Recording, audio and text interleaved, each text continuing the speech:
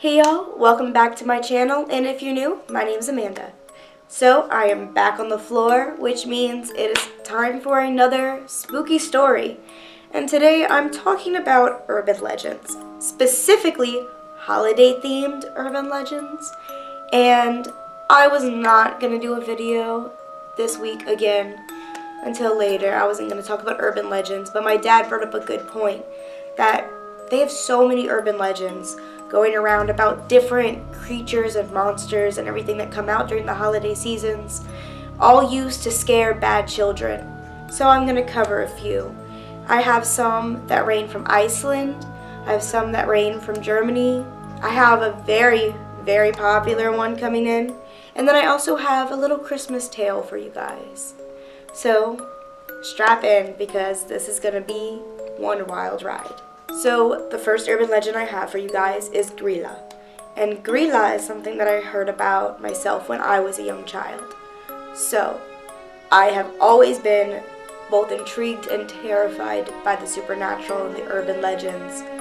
But Grilla was something that I was just looking on YouTube, and I stumbled into a very supernatural and paranormal and creepypasta hole. It was a rabbit hole, and Grilla was on there. And ever since then, I've been obsessed with urban legends, conspiracy theories, all these creepy things.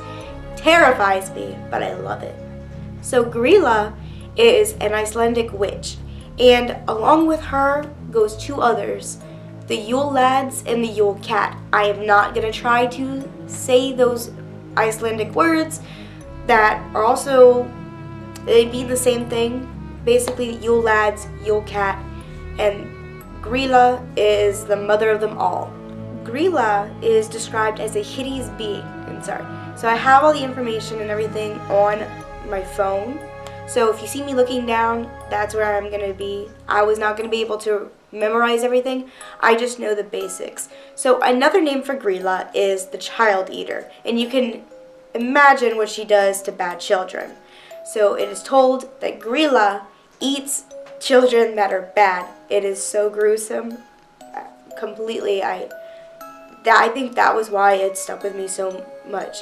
And the picture that they have of her is horrifying. It gives me chills. Oh my gosh.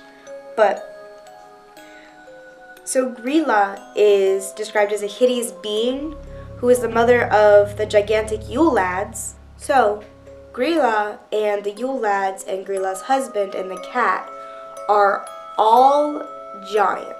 They're huge. And it doesn't show them in the picture, but that's how they're described. So not only are they doing all these things and creating mischief and eating children, they're also giant.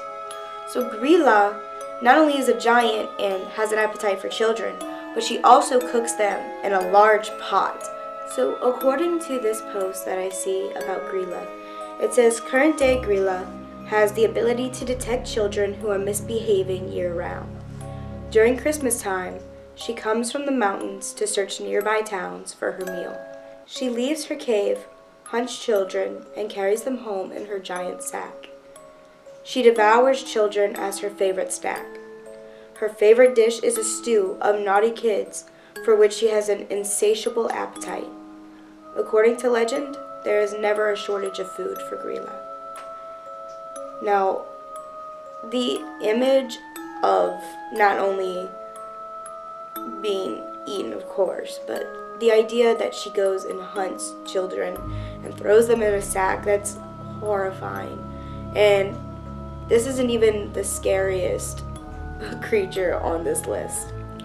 So the Yule cat is described as this large cat that wanders around the countryside and will eat people who didn't receive new clothes to wear on Christmas Eve. So they have to receive it before to be able to wear it on Christmas Eve. According to legend, the threat of being eaten by the Yule cat was used by farmers as an incentive for their workers to finish processing the autumn wool before Christmas. The ones who took part in the work would be rewarded with new clothes, but those who did not would get nothing, and thus will be preyed upon by the monstrous cat. The cat has alternatively been described as merely eating away the food of ones without new clothes during Christmas feast. But that description of the Yule cat, and when I first heard the phrase the Yule cat, I was like, I mean, it's a cat.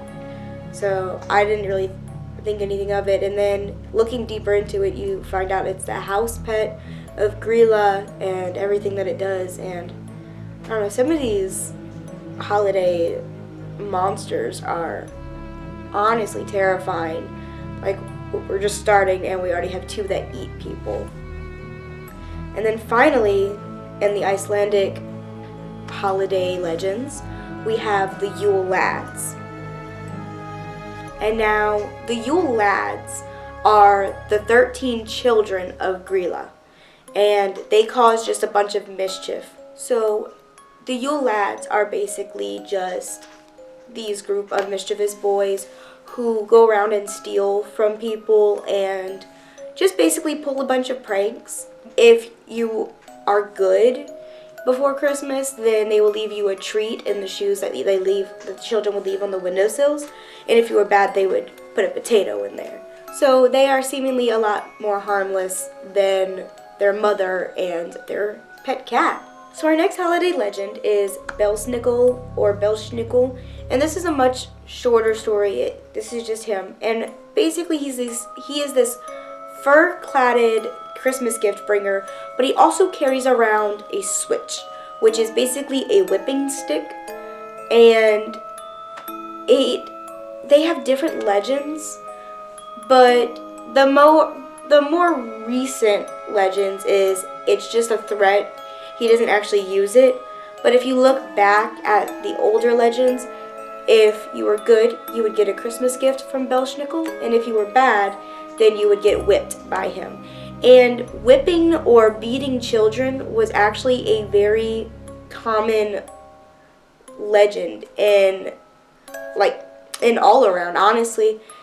So many of the legends I looked up, and I cut out a bunch of them, but so many of the legends that I looked up, the punishment if you were bad is that you would get whipped or you would get beat. They have a few, of course, where like the child would get tortured or would die or be eaten or get killed, different things like that. But most of them just went to whipping them, and they had multiple different kinds of devices that they would use for that. And looking back at it, at first when I was reading those, I was saying like, wow, that's horrific. But then seeing what some of the other punishments were, they were a bit more tame than some of them, such as Grilla. The final Christmas legend is very popular. It is Krampus. And so many people have heard of Krampus. They have the movie. But here's a little insight to the folklore. So the folklore behind Krampus is he is the son of Hel, the Norse god of the underworld. He is believed to be half goat and half demon.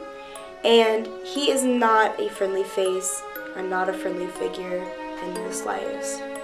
So Krampus, much like Grilla, would haul off naughty children in a sack and would take them to be used as food.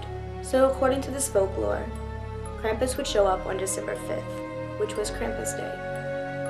And from there he would give his judgment.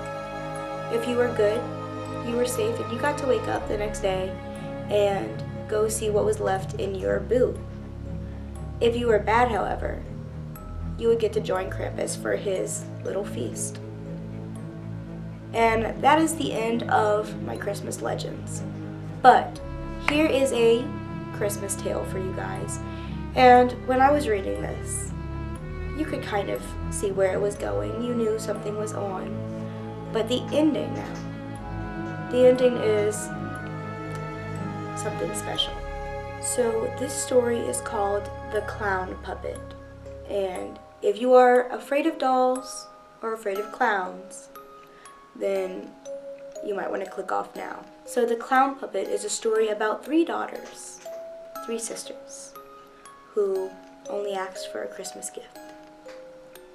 So it starts off with a family of 5, the parents and their 3 daughters. The oldest was 15, the middle one was 12, and the youngest was 7. Their parents asked them what they wanted for Christmas. The oldest said she wanted a laptop. The middle one said she wanted an iPad, and the youngest asked for a small doll. On Christmas morning, the oldest opened her gift and received a laptop. The middle one opened her gift and received an iPad. But the youngest received a clown puppet. She was slightly confused because she asked for a doll. But the clown puppet was so cute, she decided to keep it. 2 days later, she disappeared. Next Christmas rolls around, and the oldest asks for an iPad. The middle one asked for a clown doll in memory of her younger sister. 2 days later, the middle one disappeared. The next Christmas rolls around, and the oldest asked for that clown puppet in memory of her two sisters. She received it, and 2 days later, she disappeared. After the third disappearance, the parents became very poor and decided to sell their furniture. They went up into the attic to see if they had anything else they could sell. And there, in the dark attic, they found the clown puppet, sitting on a throne of lollipops, surrounded by the severed heads of their 3 daughters. That is the end of that story. That story is so terrifying. You will learn my phobias. I will share that with you one day. But honestly, that gives me the chills. So, I kind of lied in my last scary video. My next story time will not be a dive into my supernatural abilities. I decided next story time is going to be some more scary Christmas stories. It'll be on Tuesday, and it's the day right before Christmas. So, I think it is the best time to share that. And then after Christmas, I'm going to jump right back in. Next Thursday, you're going to get another Urban Legends. And starting on that next Tuesday is going to dive right back into my life as a supernatural freak. So, tune in. I hope you enjoyed this video, and I hope you have some very happy holidays. I hope you were good this year. Hey y'all. I hope you enjoyed that video. Like, comment, subscribe, and hit the notification bell so you can see the next time I have another scary upload. Click on the video in the right corner to see my video upload from yesterday.